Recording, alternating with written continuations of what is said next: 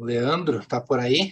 Aí tu seria o próximo aí no artigo de veículos elétricos. Deixa eu compartilhar a tela aqui, então. Primeiramente, boa noite, né? Eu sou o Leandro, sou aqui de São Paulo, e eu compartilhar com vocês que eu estava estudando um pouco sobre essa parte de instalação de recarga de veículos elétricos. Não sou especialista, acho que como o Jefferson também colocou, é um primeiro rascunho de um artigo, né? Ainda vai sofrer algumas alterações, acho que com os nossos comentários e a participação de todos, a gente consegue evoluir bastante nesse tema. Só para a gente estar contextualizando, né? Hoje os veículos elétricos deixaram de ser uma utopia e estão se tornando uma realidade cada vez mais presente para todos nós, né? Aqui tem um levantamento da Neon Charger, considerando desde 2020, 2012, 2015 nesse gráfico aqui, né? A evolução, e esses números eles vêm subindo desde 2012, quando a gente começou a ter os primeiros pontos de veículos elétricos no Brasil. Hoje a gente já está com mais de 100 mil unidades, veículos eletrificados, né? Mais de 100 mil unidades, entre 100% elétrico, híbridos, a gente tem essa estrutura aí que vai cada vez crescendo mais. E um ponto que a gente tem que prestar atenção, e eu acho que vai abrir muito mercado para todo mundo aí, é como esses veículos vão ser carregados. A gente não tem uma estrutura pensada para fazer essas recargas de veículos elétricos. A primeira norma que falou sobre isso foi a Resolução 819 de 2018. Ela é uma das mais de 60 normas que foi cancelada parcialmente. No caso, essa aqui foi cancelada totalmente pela Resolução 1000, foi substituída. Ela foi promulgada na época por uma solicitação dos interessados na prestação do serviço de recargas de veículos automotores. Tinha-se essa intenção no começo do processo de veículos eletrificados, que isso seria um serviço à parte. Hoje a gente vê que ele tem esse serviço e os próprios condomínios, algumas residências já estão instalando seus próprios carregadores. E ela colocava os requisitos mínimos para atividade de recarga. Dentro da Resolução 1000, isso está dentro do capítulo 5 da parte especial. Não só no capítulo 5, ele faz umas chamadas para alguns outros artigos dentro da norma também. E o grande foco, não somente voltado para a recarga, hoje fala de evitar interferências indesejáveis no sistema. Ele coloca condições de como isso deve acontecer para que o sistema elétrico não sofra com essas recargas e garantir que as tarifas não sejam impactadas pela prestação de serviço. Apesar de a gente ter uma tarifa que nós vamos estar pagando para a distribuidora, se eu tiver uma estação de recarga, eu posso eu posso pôr o preço que eu quiser para fazer essa recarga, respeitando as normas e os preceitos aqui do capítulo 9, se não me engano, da própria Resolução 1000. Comparando, acho que está um pouco diferente do que o Jefferson apresentou, mas acho que a gente consegue acompanhar. O primeiro passo que é feito nas duas normas foi a comunicação à distribuidora. Em quais momentos essa comunicação acontece, não mudou muito. Sempre que tiver uma conexão nova, aumento ou redução de carga ou alteração de nível de tensão. O que mudou da 819 para a Resolução 1000? Antes, a necessidade da comunicação era a cada 6 meses. Então, você tinha que fazer esse acompanhamento e repassar isso para a distribuidora semestralmente. E os custos antes eram com base no PRODIST, hoje está tudo relacionado à Resolução 1000. Na seção 2, sobre os equipamentos, os dois textos são muito similares, a gente não tem grandes diferenças.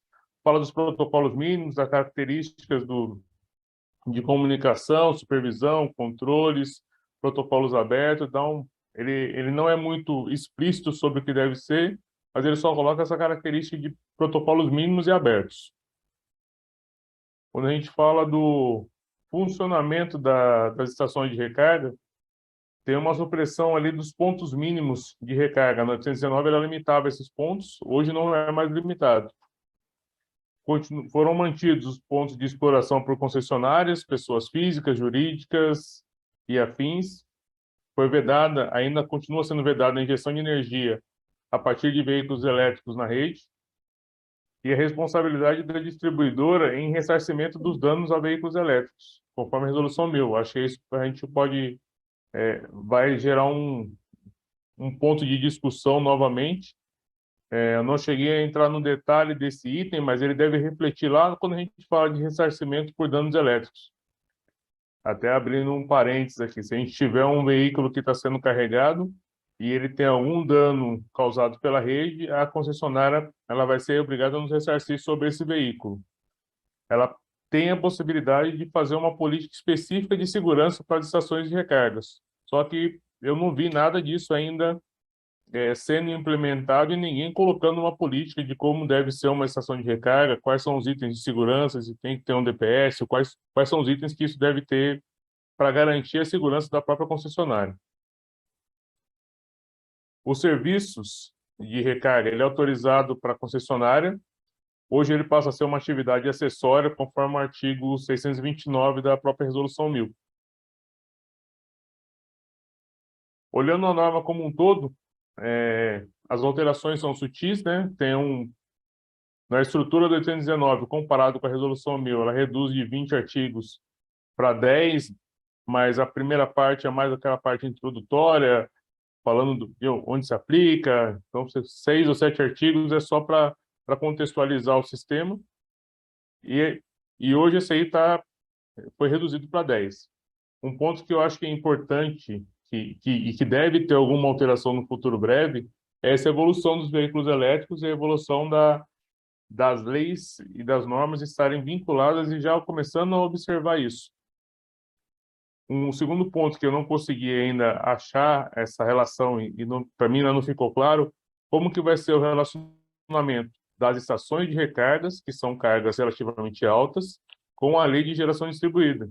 Quando a gente começa a gerar a nossa própria energia, como que isso vai conversar com os carregadores, sendo que a gente vai ter ali uma fonte de energia, tem um medidor multidirecional, e vai estar consumindo com uma carga muito específica, que vai ser a gente vai ter uma segunda bateria colocada no sistema. Isso não ficou claro como que vai ser feita essa conversa aí entre essas duas metodologias, vamos dizer assim, né? A recarga e a geração distribuída. Acho que era isso que tinha para comparar, né? E agora abro para os nossos comentários aí. Obrigado, Leandro. Bem interessante esse tema aí. Eu quero fazer um comentário aí. Tem uma pergunta do Marcos Possi, ele deixou a pergunta, mas foi embora, disse que tem que sair. A pergunta dele é se, no final das contas, se a 1000 contempla tudo que estava na 819 ou 818? 819. 819 ou faltou alguma coisa? Ela contempla tudo de maneira mais resumida, ela ficou mais sucinta, ela tinha mais alguns detalhezinhos na 819 que amarravam um pouco mais a geração em relação a alguns pontos da distribuidora. Hoje ele é um pouquinho mais aberto em relação a isso, mas todos os pontos eles são ali contemplados. Pois é, inclusive tem agora a NBR, eu acho que é a 17019, ela foi publicada recente, se eu não me engano foi em maio, né? Que é sobre a instalação de carregadores de veículo elétrico. O comentário que eu queria fazer é que até a semana passada, eu já estou dando uma acompanhada aí nessa evolução da questão dos veículos elétricos, né? Principalmente porque já está dando para ver que mais nos condomínios, condomínios de luxo e tal, né? Vai chegar um ponto que, não digo todos, mas boa parte dos moradores vai ter o seu veículo elétrico, vai chegar lá e vai querer plugar na tomada. E daí? Todo mundo chega às 6 da tarde do serviço e quer ligar, né? Então, até a semana passada eu fui na Mercopar, a feira aqui em Caxias do Sul, a feira da indústria metal mecânica, e tinha um stand ali, me chamou a atenção, até te mandei, eu acho, umas fotos aí no WhatsApp, né? Tinha uma tomada, um carregador da Wegener, veicular. Aí eu comecei a conversar com um cara lá do stand dessa empresa, não lembro o nome da empresa. Aí eu perguntei para ele, tá, e como é que vai ficar aí essa questão da demanda agora, que vai aumentar muito, né? Principalmente em condomínios. Aí ele falou, não, a gente tem aqui, daí eles tinham várias coisas nesse stand, né? E uma delas era uma subestação compacta. Aí ele falou, não, a solução está ali. E me apontou para essa subestação, até ela estava aberta ali, dava para enxergar por dentro, né? Estava aberta a tampa lateral e tal. Daí ele, não, pega um condomínio de luxo aí, tipo um Alphaville da vida e tal, né? Esses condomínios maiores, em vez de tu fazer uma obra civil lá, né, com alvenaria, tu pega e coloca uma subestação móvel, né? Uma subestação compacta. Aí eu fiquei pensando, ok, né? Para um condomínio aí do pessoal que tem dinheiro, tudo bem, né? Mas um condomínio mais classe média, né? Não é bem assim, né? Então, é um ponto de atenção aí, porque eu acredito que vai dar bastante problema. Eu não sei se no artigo do Ian aí, que vai falar depois da geração distribuída, por acaso ele toca algum ponto relacionado ao veículo elétrico, que é outra coisa que tu colocou bem, né? Porque tem uma previsão ali da pessoa poder carregar o seu veículo de dia e estar à noite, né? Na rede da concessionária. Mas como é que vai se dar isso aí, né? Como que vai ser essa interface? Como que vai ser essa, essa logística aí, digamos, né? Do fluxo reverso e tudo mais, né? As questões de proteção. Eu também já tenho visto aí no noticiário, de vez em quando um veículo pega fogo lá em algum país, em algum lugar do mundo, né? Incendeia a bateria, incendeia o carregador, né? Como é que tá tudo isso aí, né? São perguntas que eu acho que tem que ser discutida, né? Eu acho que é um ponto que você tocou bem, né? Como que isso vai funcionar? A gente fala muito, falando na parte de condomínios, isso tem um impacto muito mais significativo, mas se a gente pensar que alguns condomínios residenciais, as entradas de energia são individuais, então o condomínio um pouco se isenta em relação a isso. As instalações das próprias residências, que eu acho que vai ter que ter um cuidado maior, apesar das correntes aqui que eu estava já pesquisando, que um colega perguntou, a corrente aí no carregador não ser tão alta, ela gira, pelo que eu estava pesquisando aqui, em torno de 15 a 20 amperes, dependendo do modelo, mas é uma corrente de 20 amperes que vai estar de uma maneira contínua, que nem você falou, o cara vai chegar...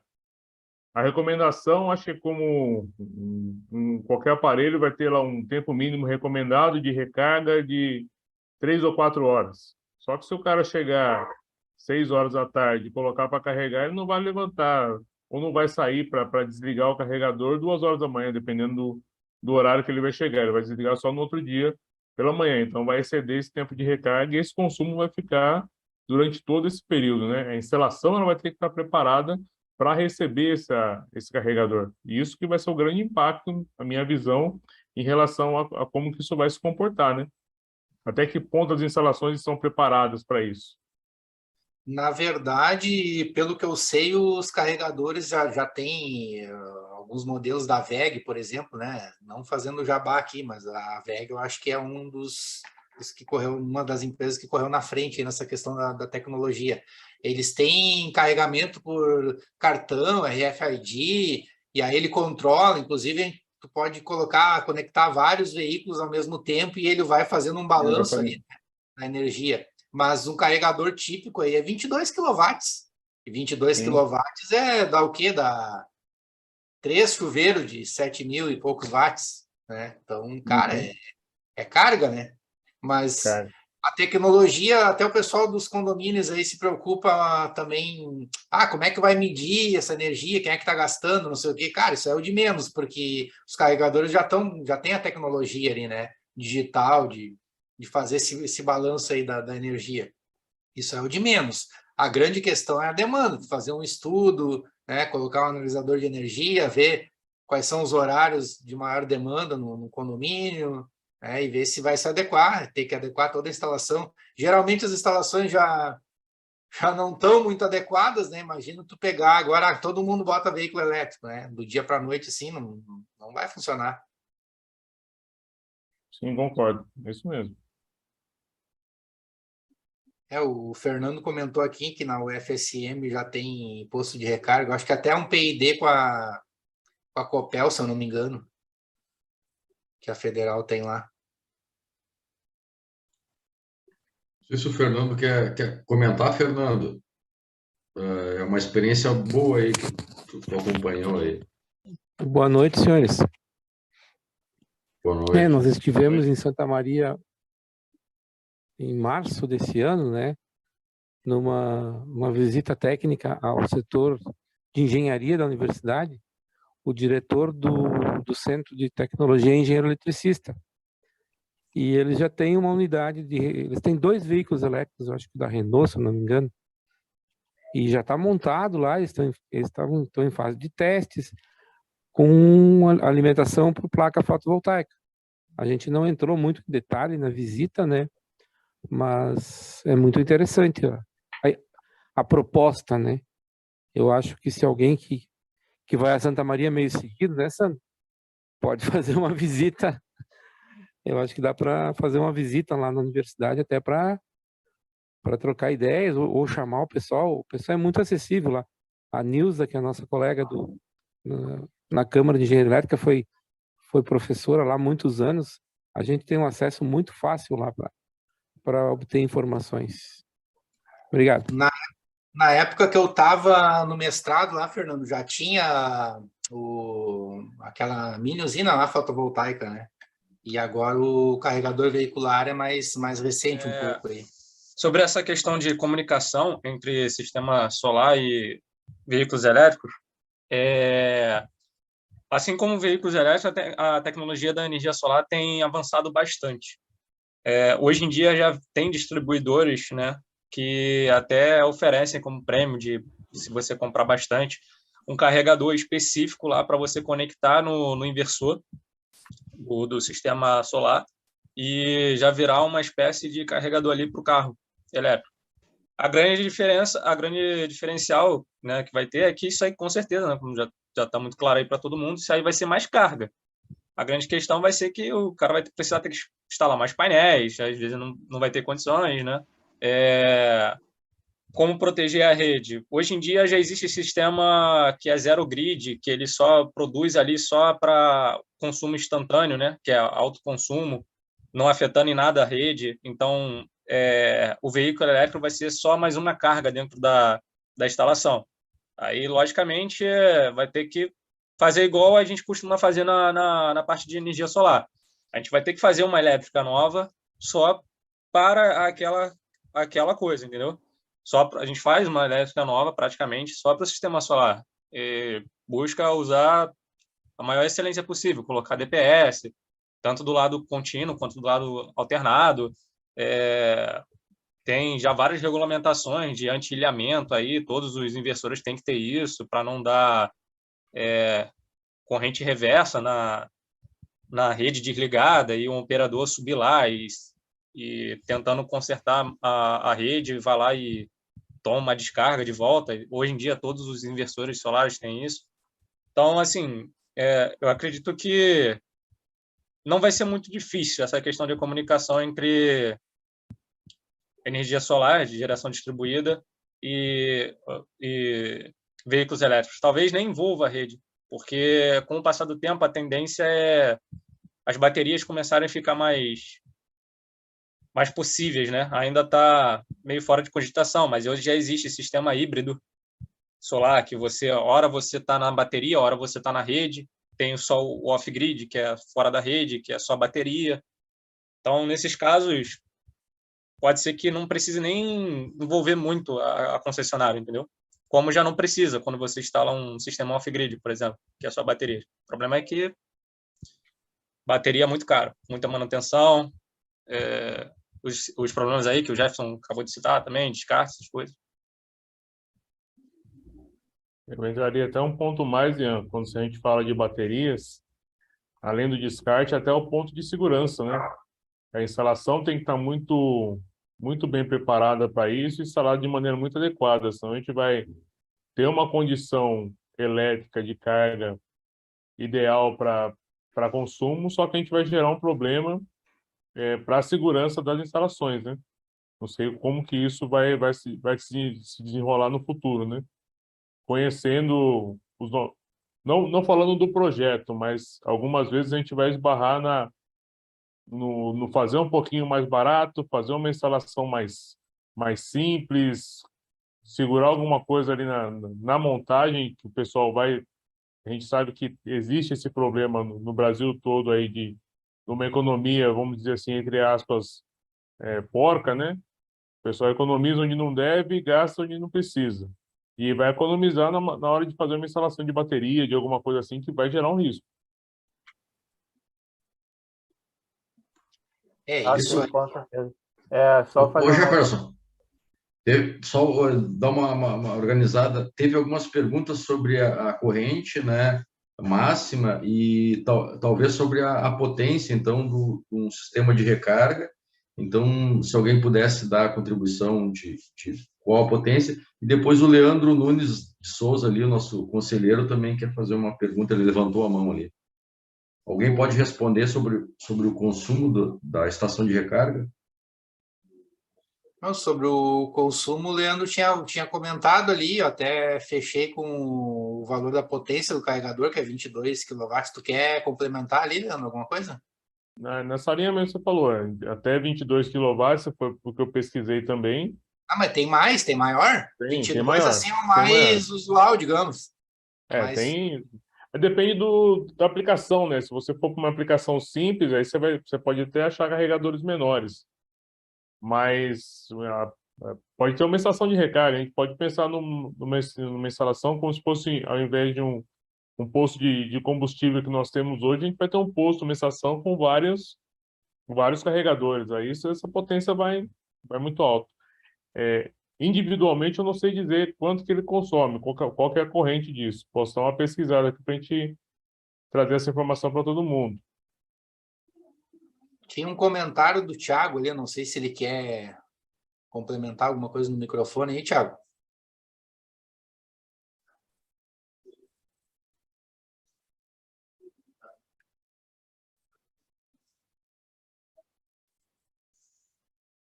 Sobre os condomínios ali. Oi, boa noite. Estão escutando aí? Sim. Eu só comentei que, embora a questão dos carros é uma coisa que não tem volta, ainda é uma coisa que é para poucos, né? Digamos assim, né? Então, o condomínio dificilmente, pelo menos eu vejo a curto prazo, não vai ser o caso de adaptar-se condomínios, com exceção daqueles de luxo já estabelecidos, né? E dependendo da condição do condomínio, não vai ser possível fazer uma instalação particular, digamos assim, desse ponto de recarga, né? Ele vai ficar ligado na base condominial, disponível para todos aqueles que porventura venham a ter o veículo, né? Exato, eu trabalho com inspeção elétrica predial, né, laudos de inspeção elétrica e tal, e eu tenho visto que nos condomínios, né, que o condomínio tem aquela particularidade, que é a coletividade. Então, vamos supor, o Thiago mora num condomínio e compra o veículo elétrico, vai querer ligar. E aí, se o condomínio já não está comportando, já está tudo no gargalo, vai ligar onde? Ah, vamos fazer uma instalação especial ali para ligar o veículo do Thiago. Opa! O Leandro também mora no condomínio, o Sandro mora, eu moro. Nós vamos ter que pagar uma coisa só para o Leandro usar. Então, para o Thiago usar, estou dando exemplo do Thiago. Entendeu? Para contentar a tua vontade, que tu é o proprietário do primeiro veículo do condomínio, cara, tu vai querer ligar, né? Só que vai dar um rebuliço no condomínio, porque aí daqui a pouco vai precisar uma obra, daqui a pouco 2 caras vão querer ligar, 3 caras, e tem 50 pessoas, 100 pessoas, 200 pessoas morando no condomínio. Aí, por causa de um bonito que comprou um veículo elétrico, tem que mexer em toda a estrutura do condomínio. E o condomínio é assim, cara. Deixou tu mexer na tua fachada, tem que deixar mexer na de todos. Ah, tua janela lá, tu pintou de uma cor diferente, todo mundo pode pintar. Ah, um não pode, os outros também não podem. Então, tem essa questão da coletividade aí que vai dar bastante problema nessa área, falando aí de condomínio residencial, estamos falando aqui, né? Mas vai ter outros problemas aí, setores residenciais, normal, enfim. E acho que completando isso aí, a gente olhando os últimos 3 anos, naquele primeiro gráfico que eu apresentei para contextualizar, De 2020 para 2009, o número de veículos eletrificados ele subiu em 40 mil unidades. De 21 para 22 subiu 20 mil. E a gente vai vendo que esse número, eu acho que ele vai se manter nessas proporções de 20, 40 mil, ficando cada vez mais acessível e essa distribuição ficando cada vez mais pulverizada. A gente vai ter veículos eletrificados aí em condomínios que às vezes não estão nem preparados, muitas vezes, para uma instalação um pouquinho mais forte. Você vai ter condomínios menores, um prédio mais simples, vamos dizer assim, com uma instalação simples, um condomínio bonitinho, que tem uma instalação simples, mas não vai comportar uma estação de recarga. E aí vai cair nesse problema que o Jefferson citou bem. Como que você vai mexer em tudo, toda a instalação por causa de uma estação? E aí você não vai poder pensar em uma, vai ter que pensar em 3, 4. Sim, é aquela história, né? Passa um boi, passa a boiada. Um vai ter, os outros também vão querer. A Né? E facilidade que outra, vai ter. quem não tem veículo, digamos, um caso hipotético, mas que é bem plausível, né? Hoje em dia um veículo é muito caro, daqui a pouco um cara vai comprar. Só que aí os outros vão berrar, pô, mas nós vamos ter que estar pagando aqui para um cara vou instalar. Né? E aí ninguém mais no condomínio tem carro. Tá, como é que o cara vai fazer? O dono do carro vai querer ligar. E aí gera aquele impasse. E isso aí é mais ou menos a mesma situação que já acontece hoje para a instalação do painel solar, porque tem gente querendo instalar o painel solar e precisa usar a área útil do condomínio lá para usar. E aí precisaria do aval de todos os outros para poder usar isso. E agora, como é que fica se a pessoa chegou por último lá ou depois, né? Vai ficar sem espaço para instalar os painéis. E aí vai mais ou menos nessa mesma linha, né? Exatamente. Aluga uma usina. Mas, o Jefferson, acho que só para complementar aí o que o meu xará aí do artigo do Leandro Prestes comentou, né? E eu acho que tu também mencionou aí a questão à medida que vai aumentando esses veículos eletrificados, né, veículos elétricos, existe a necessidade da instalação. E eu acho que tu mencionaste bem a NBR 17019, né? Mas tem mais duas normas aí, que é uma tradução da IEC, que é a 61851 e a 62196. Também trata desses sistemas de recarga, né? E eu quero crer, eu estava tentando pesquisar agora aqui, me parece que esteve em aberto, numa consulta pública, uma portaria do Inmetro para avaliação da conformidade dessas unidades de recarga, né? Ou seja, para essas unidades que forem comercializadas no Brasil, seja fabricadas internamente ou importadas, que sejam feitos testes, né, de avaliação da conformidade para certificar e para eles estarem liberados para o mercado, né? Eu até pesquisei aqui, eu pensei que fosse uma portaria 549 do Inmetro, mas eu acho que não é essa aí é para veículos mesmo, não de unidades de recarga. Então, só para mencionar essas duas normas aí, parabenizar aí o Leandro aí pelo assunto aí, que é bastante importante aí, e vem de encontro aí a necessidade aí, nossa, aí nessa discussão aí. Obrigado. Imagina se a fotovoltaica já está há um bom tempo aí e dá o que falar da questão da legislação. Um veículo elétrico que praticamente começou ontem no Brasil. É um ponto que é só para contextualizar, uma coisa que está crescendo bastante também são as motos eletrificadas, né? Apesar de ser uma corrente menor, muitos condomínios não tem nem onde carregar isso.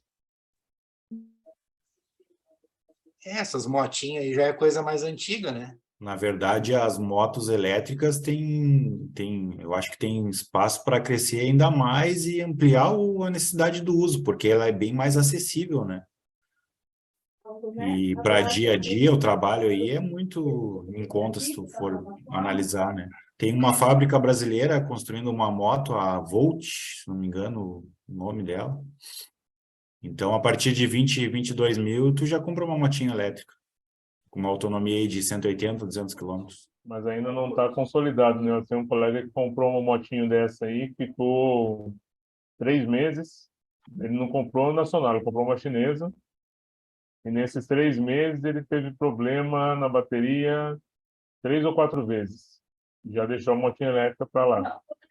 Pois é. Não, essa que eu comento é uma brasileira, ela é fabricada no Nordeste. E é fabricação nacional, até onde eu sei. O Carlos colocou uma pergunta ali. Tu quer falar, Carlos? É interessante essa moto elétrica Volt, ela foi projetada para atender motoboy. Quer dizer, a demanda, os primeiros testes aí, o pessoal não gostou muito não, mas quando eles acertarem, a demanda vai ser alta.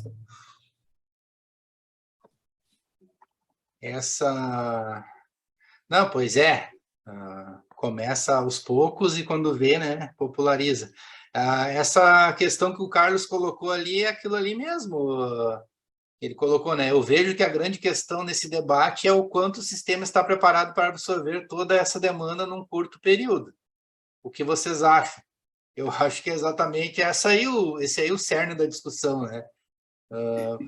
O sistema já está muitas vezes saturado, a gente sabe que as instalações elétricas no Brasil, de maneira geral, são precárias ou estão em desacordo com as normas de segurança, NBS 5410, NBS 5419 e outras, né? Aí imagina tu pegar e botar um ou vários veículos elétricos ali, que cada carregador, cada estação de recarga daquelas é 22 kW, né? E não é só dentro da instalação, a rede externa, né? Não, exatamente, a concessionária vai ter a demanda para fornecer. Num pico, num horário que não tem fotovoltaica, não tem nenhum outro tipo, vai ser elétrica, pura, normal, convencional. É até aquilo que a gente comentou, né? A gente está falando de um condomínio instalando uma estação de recarga.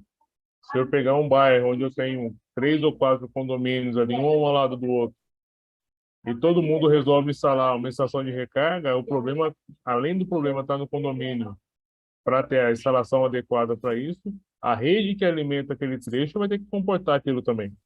Às vezes vai ter que ter uma mudança toda na rede de alimentação para suportar aquela característica dos condomínios que vão ter essa recarga, né?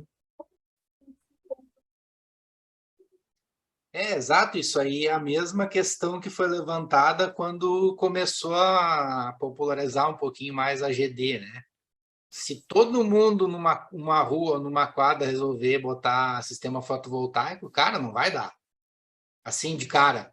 Porque vai ter o problema do fluxo reverso, vai ter o problema do carregamento dos condutores, vai ter o problema do carregamento do transformador, vai ter os problemas de proteção associados. E é isso que o pessoal não entende. Às vezes, na questão de, vou estar pagando, mas eu que estou gerando a minha energia. Cara, tu está gerando de dia, de noite, tu está usando da concessionária. E de dia tu quer injetar, né? E não quer pagar nada. Então, é complicado. Só para responder a pergunta do colega que tinha perguntado sobre os carregadores, eu mandei um link aí para todos. Tem, na linha da Vega ali, nós temos estação de recarga individual a partir de 4.000 watts ou 7.500 em 220 volts, 7.400 watts. Instalações para 2 veículos em torno de 22 kW, como o Gerson está falando, e chegando até a estações grandes de 150 kW. Então, a gente está falando de cargas bastante altas, né? Só para encerrar esse assunto lá dos veículos elétricos, essa questão de carga, né? Está tendo um projeto no Brasil que vai ser instalado em energia eólica nos mares, um valor de mais ou menos 50 Itaipus, né? Pode ser que isso seja o caminho para conseguir essa carga aí que possa vir a demandar dos veículos elétricos. Mas é só para se pensar aí. E se você gostou desse vídeo, não deixe de se inscrever no nosso canal, ativando o sininho para receber as notificações para os próximos vídeos. Curta, comente, compartilhe, nos siga nas redes sociais, @Laplace Consultoria.